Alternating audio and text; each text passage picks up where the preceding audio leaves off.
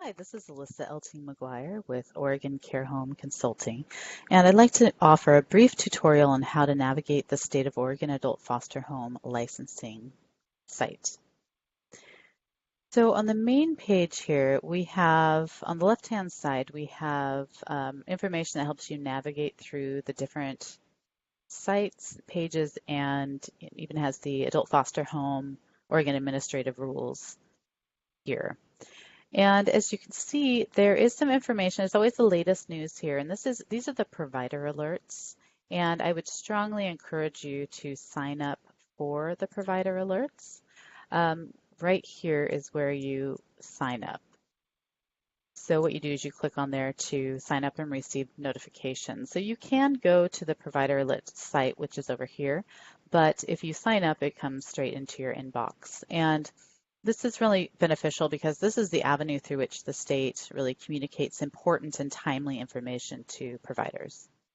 So also on this page, if we scroll down a little bit here, we have APD Adult Foster Homes in Oregon. And if you click on this link, it pulls up a spreadsheet with all of the APD licensed adult foster homes in Oregon. So aging and people with disability licensed homes in Oregon. Additionally, very important link here is the local licensing office contact information. So this pulls up a document that has all of the phone numbers and addresses for the adult foster home licensing offices around the state. So this will be really important information for you to have. Additionally, down at the bottom here, you have the SEIU collective bargaining agreement for adult foster home providers, and that's the union's bargaining agreement with the state. So if we go over here to the left-hand side, we have the forms page, and you'll want to become very familiar with this page. This is where you will find all of the required state forms. And so you can search either using a keyword search or by form number if you happen to know that. So for example, if we wanted to bring up the Residents' Bill of Rights, we could just type in Bill of Rights, and as you can see, it pulls it right up. So we have the Residents' Bill of Rights. We could look using these form numbers or even part of the form numbers, and it would pull it up. We have the one for posting and then the one for signature here. So again, this is you might want to put a bookmark this so you can come back to it later. Here we have the overview of the adult foster home program. So it talks a little bit about what are providers responsible for, and it goes into some ADLs or activities of daily living, who oversees the program, what does it take to become a licensee in Oregon, and then some advantages and challenges of becoming an adult foster home provider. And then down here it talks about the 3 classifications of adult foster homes, so Class 1, Class 2, and Class 3, and it talks about some of the requirements for opening one of these homes. And at the very bottom it talks about payment.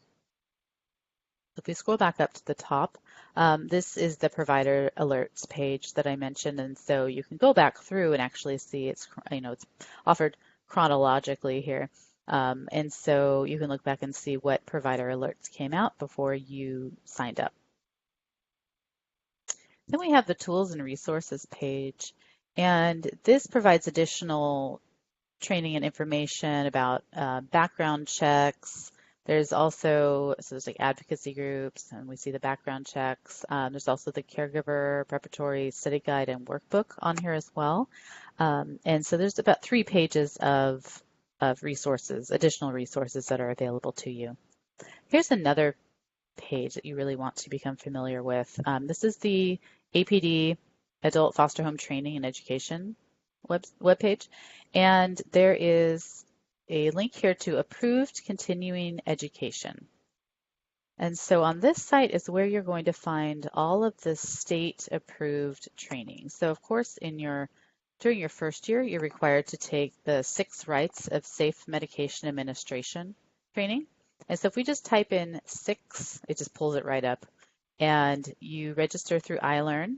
And this provides the information for you and some pre-class homework. So you're required to take 6 rights and then a fire and life safety course, which you can also find through searching on this site.